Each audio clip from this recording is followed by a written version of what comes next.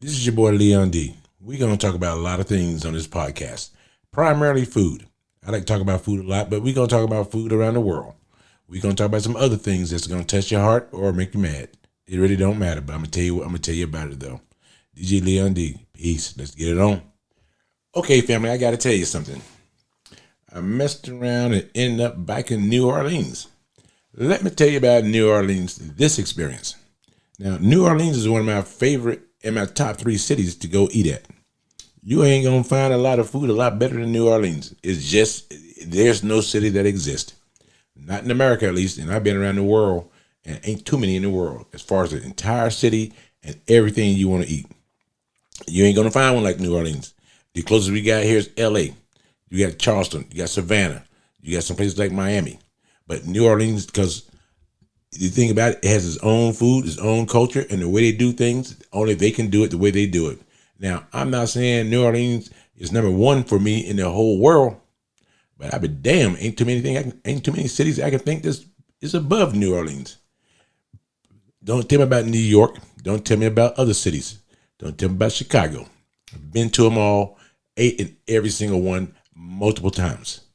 New Orleans is one of the ones that every restaurant you go to got their own twist on what is Cajun food. But let me tell you about something though. I'm gonna tell you about a few restaurants I went to. Let me start with the bad. One that is just not worth the money. And I knew that, but I didn't pick it. And when the person who picked where we were gonna eat at, when they first said it, it didn't click to me that I had eaten at similar restaurants in the same city and a couple of similar restaurants in other cities, but owned by the same guy. I went to a place called Merle's, Merils. Merle's is owned by Emerald Lagasse. You may have known him or saw him or heard of him from TV. Let me tell you up front, we show up during lunchtime. They say, do you got a reservation? I'm looking inside this restaurant. There is not one single person in the restaurant at 11:30. And I said, no.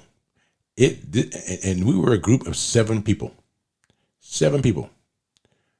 And she said, well, let me see if I got an opening. I said, cool, no problem. Being nice. Well, she said, come on in and have a seat. Now, she checked through the whole restaurant to see if there were any seats available. She put us at the corner window, which is generally one of the best seats in any restaurant. I'm thinking she went through all that, asked me all these questions. Ain't no damn body in here. Now, when I walk in, I did notice that they had one hell of a bar. The bar had everything you could want, everything you could think about. I'm like, okay, they got a hell of a bar here. So we sit down, we eat. Now this is lunch. And they said, what do you guys want? So, I personally said, give me a half chicken. And I'm thinking to myself, this is going to be way more food than I probably should have ordered. Way more food than I probably should have ordered. And a couple of people ordered jambalaya. They ordered etouffee. They ordered a little everything. Not a big deal. So one of the people I was with had ordered jambalaya and some other stuff. And actually, no, they ordered jambalaya. But then I noticed that a few locals came in. This sit far from us. And I noticed that the locals that came in, they ordered right before I did. And their food came right before mine. But then I asked one of the ladies, I said, everybody ordering 2 things? She said, yes. I'm thinking, why are they ordering 2 things? And so, being naive, my food came and a couple people at my table, their food came. And we were like, what the hell? So the guy drops all the food off and he goes, is there anything else you want? I said, hell yeah, more food. And he was like, well, now this chicken costs $26. I swear to God, a 4-year-old would have eaten that entire half chicken and not been full. They must have the smallest chickens in the world in New Orleans. Because I had someone took almost like they took a quarter and just cut it up. They just took the bone. Oh, matter of fact, they took the bones out. And I was like, this is all I get for $27 for lunch. I was totally in shock. But not only that, all 7 of us were guys. We were all shocked. So I said, I'll be damned. But, it said small bites. So, it was like $11 and $12 for small bites. And gumbo and jambalaya and all that stuff for small bites. We didn't know that small meant none. I mean, it meant none. Because nobody thought they had food on their plate. So one of the guys said, hey, we should just order another, an additional meal. I said, no. If we're going to do that, we might just go to Burger King because this ain't doing it. And then when I got the chicken, there were no sides at all. I said, hey, do the chicken come with any sides? He says, no, you get just chicken. The same thing with everything else. You get just what's on that menu. The menu never said there were sides to be expected. But you don't think you're going to spend $28 for a piece of meat and that's all you're going to get. No, not at all. I mean, I'm like, this is a ripoff. So we got up and went to Dookie Chase. We all spent about $13 to $14 and got enough food to last the rest of the damn week, it seems. I have been to Emerald's, Dookie Chase, and now everybody here knows that I'm a big fan of Jacquemo's. JACQUE-I''mo. Jacquemo's. Because you're gonna spend $35 to $40 there. But I guarantee you can be like a camel. You don't have to eat for like 4 or 5 days because you have eaten everything. They give you a lot of food. But Merrill's don't give you anything. They don't give you nothing. And the fact is, we was there for an hour because, they cook the food, they're fresh and everything's nice as far as the cook and presentation and all that. But it sucks when you get the price. So they treat you kind of like you're some billionaire.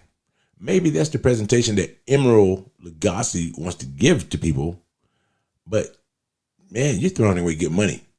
And the only thing on my mind was that I would hate to come here at night because this small little place, the place is big, but the small dishes, they give you a big old plate too. I'm like, why you give me a big plate with nothing in it? That really looks even worse because I'm like, I got this 12-inch, 14-inch plate bowl and it's empty. For the amount of food I got, if I owned the place, I would have given you maybe a 6-inch bowl and put the food in there so it looked like a lot. But give me a big bowl and that amount of food looked like you gave me just a one kernel of salt, 1 kernel of pepper. And the food was seasoned very well, but I swear to God, I got a full-size plate and it made me hungrier. We got up and went to Dookie Chase. We got some great Cajun food. We were full. We enjoyed ourselves. The atmosphere was great. Maryland is this big old place with no one there. The entire lunch crowd, I don't know where they went to, but that told me a lot about Maryland and New Orleans because it wasn't a quarter packed. It's a place to be seen at, but nobody came in. 90% of the clientele were women. They were all women. Maybe they worked downtown and some of them had their computers and laptops. They just wanted to get out for fresh air. But none of them came to eat because I can tell by the dishes they ordered, they were very, very price conscious. Oh yeah, they were price conscious. But nobody came because you know what? I figured it out. They knew it was a ripoff. They knew it was a ripoff.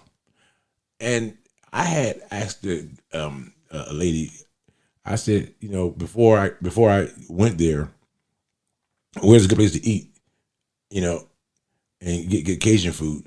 And she mentioned, well, first of all, I knew she didn't know where good Cajun food was because we walked past like 5 of them, literally 5 feet from her door. And she said, I've been working here for 4 or 5 years, but downtown, She said, but downtown or the business district, she goes, very expensive. I'm like, they all can't be expensive. And one of the guys said, let's go to Merrill's. And I'm like, I've been to Emerald's, I've been to Dookie Chase, I've been to Giacomo's, so that was all right. But don't go. Do not go to Merrill's of New Orleans. It's not worth it. It's just strictly a name owned by some celebrity who probably has not cooked there in probably 30 years. I don't know. But he definitely wasn't there, because if he'd have been there, I would have requested to see him and told him there's no way you're charging this kind of food. And then when we got ready to leave, they asked, the guy said, they come over with their little point of sale service, machine, and I didn't give a tip. No. I felt like, and I feel bad because it's not the waiter problem, but I didn't give a tip. He struggled when we said we want these two to be on the same check, these three on one check, these two on a check. He struggled with all that. And the fact is, he added in the tip already. He says, party of more than 4, we add a tip in, which is fine. But on the receipt, they asked, do you want to leave an additional tip? Hell no. Not money-wise, but I'll leave another tip. Here's a tip. Give me more food for the money I'm paying for. But it's so a la carte. It's not Washington, D.C., where you got politicians and government money paying for the meals. This is our money. So that was the bad part. Now, let me tell you about the good part. I went to a place called Mulate's. Mulete. Mulate's in New Orleans on Julia Street is one of the best places you ever going to go to in New Orleans. It's one of the best places. It's a great atmosphere. The people are cool. They smile, they laugh. I like Merrill's. It's almost like you're paying somebody minimum wage and they're happy as hell because they don't know that you can get a job for more than minimum wage in a city that thrives on restaurants. They don't realize that. But at Mulate's, man, it was just a great atmosphere. Everything was happy. They had a band. They had great food. Nothing took a long time. No. And they went over the menu with you like 10 different ways. And, and it was truly like Dookie Chase. It was truly Cajun food. Like Giacomo's. They had their own spin on everything. And the food was great. And you got a lot of it. They charged you $25 to $30, but you know what though? You felt like you had a $50 meal. And that's how you want every restaurant. Because you go to these restaurants in these tourist areas, it should be an experience. Because I'm going to be honest about it. The locals are not eating where the tourists are eating at. Because the locals already know what the price point should be. And it's always sad that when you go someplace, and I see this a lot, it's always sad you go someplace and the people serving you and working there, their wages would take 4 or 5 hours to buy the meal on the menu. I see that a lot, especially in the South, because a lot of them making, I don't even know what minimum wage is, but they're making $7, $8 an hour. And these menus are saying $40 an hour. So they got to work 5 hours just to have a meal. But luckily, most of them eat for free. But my whole point is, we went to some fabulous places in New Orleans to eat at. And the good thing about it too was that it wasn't just in tourist areas. I never eat just in tourist areas because the price is always overrated, overpriced. And then I don't give credit cards. And I know some of you do because you want your points on your credit cards. I don't give credit cards in tourist areas either, because I've had incidents where my credit card, I was billed the wrong amount, because they know that most times tourists are not coming back to do anything, or tourists got drunk. They don't remember the price. They don't care about the price. Atlanta is famous for that, but they knew, and they know now, tourists aren't going to complain a lot. Half of them are not on their own money anyway. They're on their mom and dad money, government money, whatever have you. But so I use cash. So, with cash, I know exactly how much I paid. I ain't coming back for it because I already ate it or drank it or whatever have you. But they also can build up a foundation and trust with tourists. Like Giacomo's is famous for, the locals go there, the tourists go there, everybody goes there. Dookie Chase, exact same way. Never had a problem. Probably been there 8 or 9 times. Never had a problem. My credit card, my bill, and the food is always excellent. Most food in New Orleans is always excellent. Matter of fact, I've only had one bad experience, and I've been in New Orleans probably about 20 times. I've been there about 20 times, and I never had a bad experience outside of Merrill's. But then again, somebody told me that where Merrill's located is called the business district. Someone said that's very, very common in the business district, that some of these celebrities own restaurants that they never go to, and they charge you a lot. But it's just that, what? I was thinking about this. If I'm going to rip you off like Merrill's did and charge you a lot, if I got any seat open in my restaurant, I'm not going to ask you, do you have reservations? That's like a status thing. There was nobody there. I'm like, seriously? You're empty and you're wondering about reservations? And then when I saw the prices, I just assumed I had 2 or 3 sides. I had I kind of assumed I had a combo meal. Hell no. The combo was adding my dollars together. That was the combo. There was nothing you were going to get outside of what it said. When it said half a chicken, I have never seen a chicken that small. I felt like I had 2 or 3 chicken nuggets, put together. There was no bones. I've never seen half a chicken with no bones. And the chicken didn't have a chest to it. There was no breast. Not at all. And yet, you act like this place is the place to go? No. There are places to go to eat. There are places to go to be seen. I was hungry. I did not want to be seen. I wanted to eat. But this was not the place for that kind of stuff. No, not at all. But, I learned my lesson on that. When I go to cities now and the restaurant's empty, that's a hint. I should keep it empty, not try and fill it up. Because, like I said, I spent a lot of money on lunch. That day.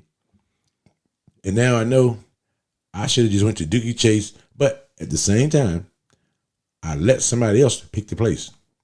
And it didn't hit me until I Googled who owned Merrill's, because I saw it before a few times when I had visited New Orleans for other reasons.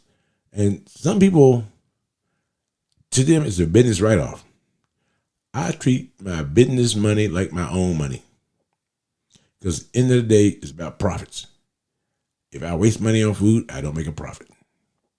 But I learned a very, very valuable lesson, is that going forward, I'm not going to trust somebody who is not from that city, because the person who made the decision is not from that city, and they're like, oh, this is kind of pretty. But then they end up going to Dookie Chase and gorging on food. Yeah, we should have came here first. Yeah, well, you went by a name. And don't tell me TripAdvisor and Yelp, forget all that shit. Those people are writing AI, artificial intelligence reviews. So don't get me started on all that, because the locals will tell you the truth. Those reviews by travelers or people who don't live there, or written by the restaurant employees so you get more business, written by the business owner, that's all fake. Go to Atlanta. That's all fake. It's not what you think it is. But a local person will tell you, I can't afford to go there. Okay. And then you got employees who's never eaten in the restaurant they work at. When I ask certain waiters, hey, when you say what's your number one seller, they are telling you what people are ordering. They're telling you what people are ordering. They're not saying what they like, because most of them can't afford to eat there.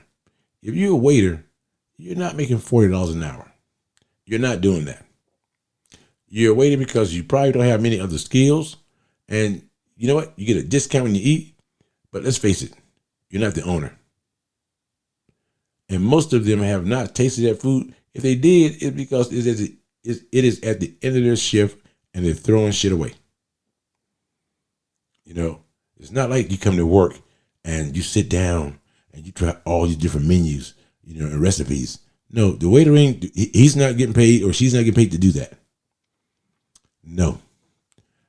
The chef and the sous chef is deciding all that. And they don't come and say, can I get some customer feedback? No, this is what we have. And they get customer feedback in the way of, if the customer returns, we now know it was good. If no one orders it, it wasn't very good. So they know all of that. So my whole point is Malates was rocking the house. He was rocking the house. And, I like the idea of first come, first serve. And they had a little reservation area over there, but, it wasn't crowded. So they put normal people over there, but I like those kind of restaurants. Don't pretend you're something you're not. You're not, Shula's or Chris Ruth. You're not that. No. You have subpar food and expensive prices at Merrill's. You have great food at great prices at Malates. And Giacomo's is still my number one place in New Orleans. And I've yet to find somebody to go beyond what they offer, even with an hour and a half wait. There's a reason why people do an hour and a half wait. Because they've been there, they know they know what they're gonna get for the money they have. Everybody knows that. No surprises. These Merrill's reservation for lunch, get the hell out of here. Nobody waits to eat a lunch. You get hungry, you go eat lunch. And I don't care how, a reservation is somebody who says, I got somebody in town and we got to eat at a certain time. But I'm not waiting. I'm not waiting on anybody to eat a lunch. I used to have a Red Lobster near me. And, on Friday nights, people would wait an hour and a half. And I'm like, they're stupid as hell. But then I found out why they wait. It was all you can eat crabs or all you can eat lobsters. Now we know why Red Lobster is out of business. Now we know. Because the fat people figured it out and got in line. You don't give a fat person a buffet. No way. If you do, you better make sure as hell you got the lowest quality of everything and you got the highest prices of everything. Because a fat person will eat you out of home. That's a true statement. But they don't think they're eating a lot. They just think that you're not eating enough. So, as Merrill's, don't go. Don't go to Merrill's in New Orleans.